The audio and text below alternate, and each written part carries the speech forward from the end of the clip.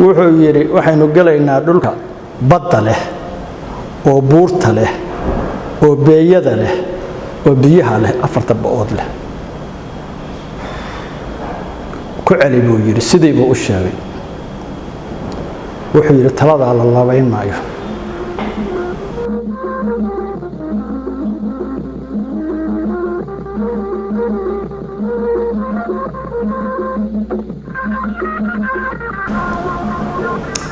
sayidkii iyo raggii dib baa loo fariistay arintaas haday ku dhacday waxa la taas ayna ku dhacday ingiriisna in ka harimaayo xoogeenina inuu jabay waa og yahay maxaynu sameeynaa waxa la yiri aynu aaga iyo wax ka bedelo xagee aadna raggii qusuusiga ahaa la shiriyay ninba marba wax la weydiiyayo sayidku waa fiiriyaayo ayaa kale buu yiraahdaa aakhirkii ninba wuxuu yiri sayid waxaan maqli jiray dad cadaabeed dhul cadaabeed baa laga galaa ninkii ku soo jeesto yiri maxaa uga jeedaa wuxuu yiri waxaynu galaynaa dhulka badda leh oo buurta leh oo beeyada leh oo biyaha leh afarta baood leh ku celi buu yiri sidii buu u sheegay wuxuu yiri talada la labayn maayo bari iyo boqor Cismaanna waataan isku fiicnayn halkaasaynu aadayna daraawiish waxay fadhidaa markaa war dheer ilaa ciid way xaruntoodu halkaasay ka soo dhaqaaqeen bari bay u soo jihaysteen intay jidka soo socdeen waxa la kulmay jidgooyooyin badan oo ingiriiska iyo raggiisiya oo dagaal ah hadduu dhawaaday oo soonka bari sii galay warqad buu iska hormariyay wuxuu yiri waa soo guuray adaawaana wada waa inaan limaadnaan rabnaa intii soo socday baa ingiriiski iyo talyaanigii wada shireen way ogaayeen meeshu u socdo boqorkii iyo raggiisii iyo bari waxa lagu yiri haddii ninkaas idin yimaado bad wax idin mari maayaan reer bariguna badda kama maarmaan oo waa dad doonyaha iyo intaas doonyood bay leeyihiin waaga doonyahan hindiga iyo waxa kana isticmaalaan ma jirin dadku doonyaha isaga laha magaalo kasta intaas doonyood oo dadku leeyahay baa ka shaqeeya hindiyay tagi jireen meel walbay mari jireen badeecadaha wax walba halkaas ka keen jireen waa bad kama maarano hal yeelaas tala la isugu noqday wax bad kama maarano nima kanuna waa nin aan tala maqal boqorka markaa waxa la jooga garaad jaamac waa bihi garaad cali oo sayidku soo dilay oo bari u cararay ninkan wiilkan yar oo kula jooga aabihii garaadkii waalid isaga soo dilay hadda adigana ku daahaya dhulka haduu qabsado ma salaama wuxuu isticmaalku wuxuu adeegsaday rag badan rag doonyaal ah iyo wixii iyo go'aysan go'doon baa noqonaysan ninka hayna ka noqdaa leeyahay aan iska celin sheeko waxaan ku maqlay waxa leeyahay ninku noqon maayo oo naga noqon maayo maxaynu sameeynaa raggaas hadeer jid baa la ku soo dhacay oo la soo laayay oo inaynu baaqiga inana dagaal ku qaadno macna sameyn mayse balada tawata see uga khaarijina sheekooyin waxa sheegayaan waxa la yiri u fayn deg waa ku tashanaynaay intii meesha la joogay oo la yiri meesha deg wax warbaad naga helaysaaye buu raggiisii siriyay qusuusiga ahaa wuxuu yiri ma idin weydiiyay ma leeyno maqan yahay misaaleena ku maqan yahay daraawiishtii waxay ka xishootay inay tiraahdo mid oo sayidku soo rabay aan ahayn inay afka ku dhuftaaneen ana sheegaya waa leeyna ku maqan yahay wiir rag baa la saaray gudiyaha waxa la yiri ninka iyo ciidanka loo kala reebaayo min shaab shuutara aad toogashada u yaqaan geesina ah baa la diro waxa la yiri ninka khaariji ninkii xariifka ahaa waxa la yiri see ku helayaa buu yiri waxa la yiri waxa soo dhow iida rafo daraawiish banaankaas ay u soo baxaysaa marka la istaago ninka kaligii goonida istaagayay way sayidku weligeesna cid kale ciid ma tujin daraawiish ninkan wuxuu wataa qori shanla loo dirayaa waa nin shaab shootar xariifa buurta fayneed buu soo galay subaxii markii daraawiishtii istaagtay oo sayidku waa ninka digtoonaaye cunaa iyo waxba xanuunayay buu yiri mid la eg buu yiri sheekh qadin saakim cadur baan ahay goortu dhowr jeer Allahu akbar yiri oo ninka xariifka salaanta ku dhiftay ninkii hore taagna la kala carar tagiyo waxa la ninkii ma ahayn anigu waa fuliyay buu yiri hawshii la idray idinka ay shaqaan waxa idinka khaldanaa anu ninkii goonida u baxayay tagiye arini waa buqatay ciidan baa la soo qeybiyo daraawiish halkaas laga celiyay oo la yiri gali baysaane ka noqda meesha hase yeeshee sayidku nin noqo iskaga noqonaya ma ahayn ciidanna waa loo diyaar gareeyay waxa la isku helay meesha la yiraahdo kooro tuunshe oo tago isku shuban qarkeeda ah daraawiishtii waa la soo jabiyay dib bay u soo noqdeen habeenkii ay jidka dhexe joogeen ayaa sayidku wuxuu ka sheekaynayaa gabaga Jeenley oo ah gabayada ugu cajiibsan oo sayidku tiriyay oo waqado runa oo ku dhacday uu kaga sheekaynayo marka hore wuxuu leeyahay Xuseen buu ku had qabsanayaa Xuseen Dhiqlo wuxuu leeyahay Xuseenow adigaan marna iga tagin oo goortii jaahilkii waxaas iga dideen ii dhawaa oo ima qalcaawe war baan sheegayaa midda labaad wuxuu ka sheekaynayaa markii uu joogay geediga intuusan soo gelin ee wardheer iyo carri nugaaleed joogay inuu haystay يعني meel ladan oo amarkiisa la qaato oo caanahooda iyo barwaaqo ay ku jiraanin hase yeeshee wuxuu leeyahay waxaan ahay ninaan jiiro dheer koro oo aan damac ka jarinayn haddaan jawaabiga ma jeerteen ii yeertay waxaan isiri halkaa qabso oo meel ku gaaro aniga waxaan ahay nin damac waalan halka hadduu geedii ka soo raray wuxuu sheeganayaa dhibtii jidka ka gaartay biyaha nugaaleed iyo biyaha dhuudo iyo shiilaale iyo buraan biyo uma dhaxayn wuxuu ahaa dhul aan jidad iyo waxa iyo midna lahayn dhulkaasuu socodkii ku maray wuxuu kala kulmay waxyaabo badan oo khatar ah oo ah dhulku xagarka iyo jaleefanka iyo quraca iyo jirmaha iyo jeerinka iyo yoocada iyo jawdheerka iyo goxondhada iyo dhul iska baxay oo aan la mari karin oo wadooyin lahayn waxa soo wada mudaya xagga dabeecadda ka soo wuxuu kala kulmay bahalaha dhulka ku noolaa oo maanta aynaan bajoogin dhaqan guuray oo ka mid tahay libaaxa shabeelka wiyisha waxa oo dhan oo iyana dhulkii kaga soo baxay waxa ka mid ahaa bahasha hoose abeesada jilbiska maska waxa soo dhan waxa ka mid ahaa kuwa dadka ku qayliya juguleyda galowga fiinta waxa soo dhan baa iyana jiray inta ka bacdi goortu ka soo sheekeeyo wuxuu ka warramayaa gabaga wuxuu u yahay ninka gabyaaga ah inuu boogaha ku dhaydo oo dhibtii gaartay uu iskaga dhayo dhinaca kalena inuu ku garqaybsado oo uu isugu sheego ma khaldanayd maxaa dhacay ma toosnayd dhinaca kalena inuu daraawiish ugu warramo iyo caalamka wixii ku dhacay dhinaca kalena daaway noqotaa waxa uurkaaga ku jira inaad sheegto oo banaanka u soo saarto intaas oo dhan buu gabagu isugu jiraa waa dheer yahay maksoo koobi karo laakiin waxaan ka soo qaadanaynaa dhowr tuducood oo u dameeyaho xambaarsan message-kii sayidku diraayay wuxuu yiri waxaan jiidha waa beri kacoo jalafsaloo luuday jumuudaha jarmaadada aroortii waxaan juhun madoobaaday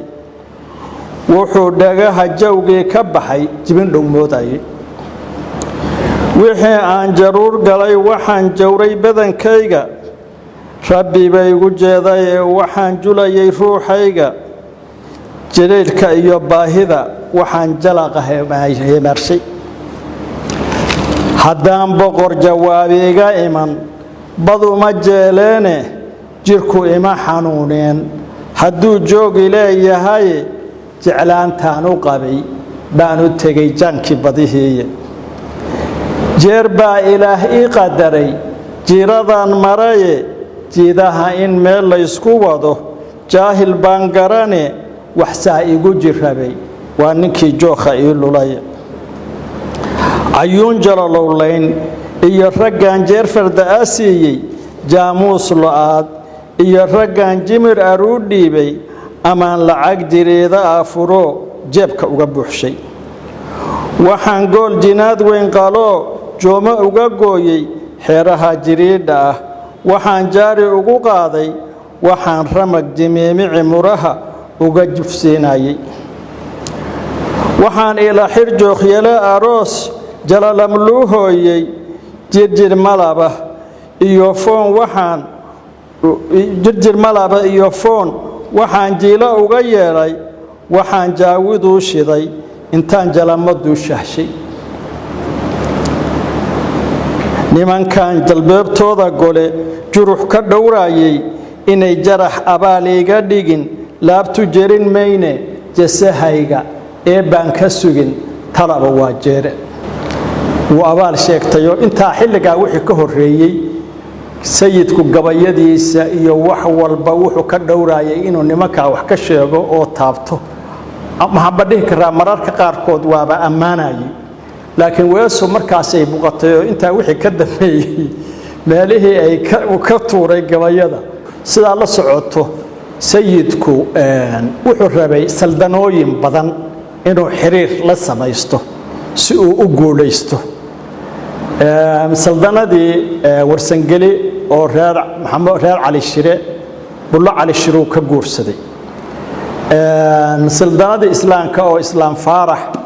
waa kan gabadha ka guursanayo xiinfiniin iyo waxaas laga tirinayo hase yeeshee midda ugu weyne waxay ahayd boqor cismaan inuu gabar siiyo oo wax badan uu gabaatigeedii iyo geeleedii sii dhiibay adigu xiriirkaasu si kasta ha noqdee gabadhaas kuma guulaysan oo arrintaasu ma dhicin gabadha wuxuu uga jeeday in xiriir uu meeshaa ku tago loo sameeyo haddii xiriirkii hadduu suurtoobi waayo oo dagaal meeshii ka dhacay oo laysku dilay gabadhii iyo wixiina waxay raaceen xaaladdaasay ku baaba'een marka wax badan oo buu ka daba tuurayo hadda aan halkan ka sheegayn halkaa markii laga soo celiyey oo jidbaale ku dhacay oo ciidan naf leh oo ingiriis daba joogo oo ciidan naf leh uusan haysan talaa la isugu noqday waxaa la yidhi xaggee kaloo la geli karaa oo istaraatiijiya waxaa la yidhi haddeer ciidanka abaabulanoo ina daba joogaa waa ingiriis xadka ingiriiska horta geli mayno oo wayna kula dagaalamayaan waxaan rabnaa meel istaraatiijiya eriyada talyaanigana eriyada aan la qabsan ila dhulkan talyaani ma joogo markaa ka mida laakiin kor buu ka maamulaayo xeebaa iyagu calamo ka taagtay waxaa la yidhi meel saasa oo istaraatiijiya oo bad leh oo buura leh oo xooluu ku noolaan karaan oo dhul lagu dhuuman karo leh waa ayl baa daraawiishi u leexatay ayl bay degtay markii halkaa la degay ayaa waxa bilaabatay fikirka ah in xarumo qalcado daraawiishu dhisato awal horey uma lahayn sartii ugu horreysay oo daraawiishtu dhisato waxay ahayd sarta ayl ku taal oo daawad la yidhaahdo waa 1904 waa sar aad injineeriyadeeda haddaa aragto ay cajiib tahay hadda sideedii bay weli u dhisan tahay waagaa ma jirin shubabkan iyo birtan iyo waxaan shubabka lagu sameeyo iyadoo ayan jirin baa sarta aad aragtay waxaa lagu dhisay hab injineeriya ah oo dhagax iyo ciid ah oo aan dumayn dariishadaha iyo meelaha muhiimka albaabada iyo dhagaxa la geliyay waa hal dhagax oo ishaysta dhagaxu dhagax caadi maaha waa dhagax la xulay dhagaxu waa kala jira hadda dadku dhagaxa way iskaga wada dhistaa ma ogtahay dhagaxaanu dhagax gaar ah oo macno leh oo adag buu ka samaysan yahay wuxuu helay sarta markii uu damcay inuu dhiso niman carab ah oo dooni meesha kaga jabtay oo ka yimi Hadarmoodna waxay ahayd meelaha dhismayaasha muhiimka ku ah reer Saalin dhagax waa joogan hadda qaybtood waxa la saaran dhagax markaa in yar buu ahaa baa la yatigiisu la socday ninka sarta dhisay waa Saalin dhagax aftigiis oo nin weyn ahaa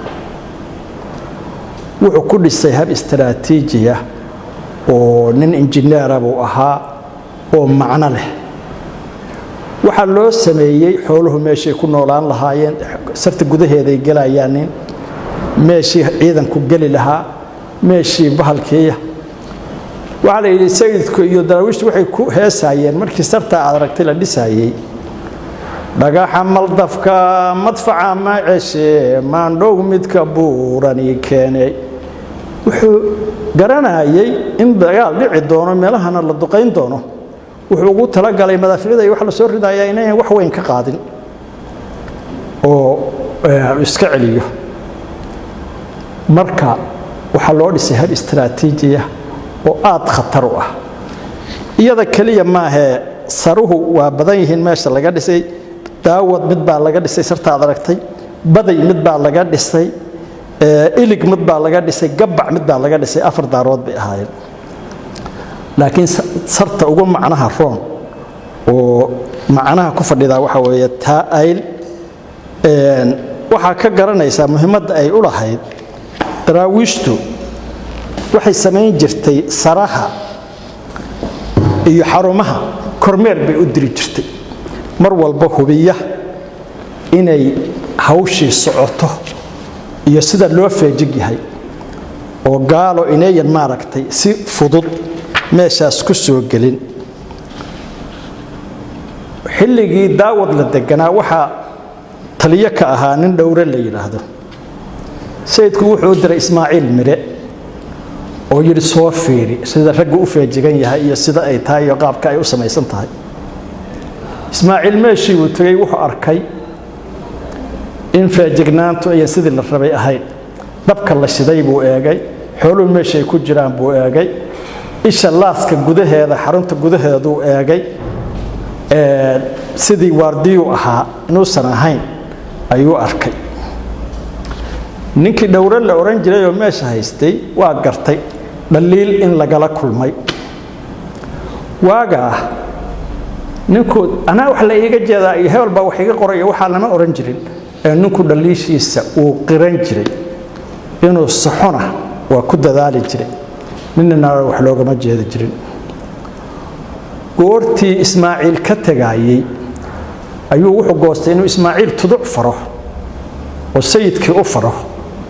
oo yiraahdo rag baan iska dhigaynaa sayid oo la soco waana balkeenaynaa si dhaliishiisa uu daboolo dhowra wuxuu yiri Ismaaciil adaan daayinka diinta la yicine markuu waagu daalaco adaa dawga sii marine dacwadan ku faro iga gay daahirkii waliga hadaa yicin walaalow adaan khayrku ku duxay daraawiishta qaybtii inaad daawad daraawiishta qaybsi inaad daawad ugu sheegto duca waalid waa qabi jirtay bal dhac u yeelin daarniman lahayn baa digniin dani ka haysaaye darajaale aabahay hadduu daawad nagu jaaday dooyada intaan galay miyaan liban ku daanshooday hadduu doora weynow kufrigu duulan soo bixiyo oo daarta ayl yimi haddaan haad ku dulufnaynin allaylehe afkaan soo dirsaday ودليل مراني سيدكي وحلوقي وركي iyo gabagii uu ninka ku soo tartaarmay wuu gartay inuu yahay nin dhaniisha laga qoray dareemay laakiin hadda rag iska dhigaya sayidkii gabagaan uu diray dhowre iyo ragiisii uu kula dardaarmayo wuu yiri dhowrow darbuubtii aad tiri duca qabiye keenye darwiiskiina sheegayo ma qarin dacawigaagiye hadalkii uu ka soo daminay diirka ka cadeeyay dadku maqal dibnaa inaad ka tiri gaal cad baan diliyay anna waan ku diirsaday ilaah darajo siiyowe maandhow daleelyaadan noqon dulufla waa beene hadduu doora weynow kufrigu duulan soo bixiyo oo uu soo dareersho wixii diriya daarooda maandhow dan ha u gelin fulaasii dabayshada dogobka iyo xaabada guro oo duquskana u dhaanso durdurkana ha xaalaysanine dararso laaskaaga duuyadana dayr adag u dhigo yaanay kaa didini haddii aad ku jirto meesha istiraatiijiga laakiin xoolihii iyo wixii bannaanka kaa jiraan oo xoolihii lagaa kaxaysto ku jiri kari maysid raguna durdurkan lagu dabaalanayo iyo waxaan yuusan gelin ha ku jiro dhufayska laaskaaga meesha ku dhex yaal isha yar ku shaqayso maandhow ninkii dawlada ku dagaalamahe kuwii dumiyay ilig baa la duqeeyay markaa ka hor kuwii dumiyay ilig waa waxaan daahir loo dhaline maandhow daawad yuu ina ka gelin cadow la soo doortay maandhow darbaan kuu dhisaye dibadda ha u boodin dadka ha iskan lubin dowyo yuusan beladowyo kaa ridina daartana ha bixin daayinka duni intaad joogto meesha istiraatiijiga ah arintaa daawad sidaasay ku timi oo lagu dhisay daarta kaliya maantay aan waxba ka dumin haddaad daarta korkeeda tagto waxaad arkaysaa meelaha loogu talagalay xabadda kaliya in laga rido maahe meelihii fardaha loogu talagalay inay ku jiraan meelihii loogu talagalay in qofku isagoo taagan xabadda ka rido korkeeda haddaad aragto sida istiraatiijiga loo dhisay waxaa macno leh daarta intaa dhisnayd oo aan weli dayactir lagu samayn siday weli u badqabto oo u taagan tahay oo ayan meel yarna uga dumin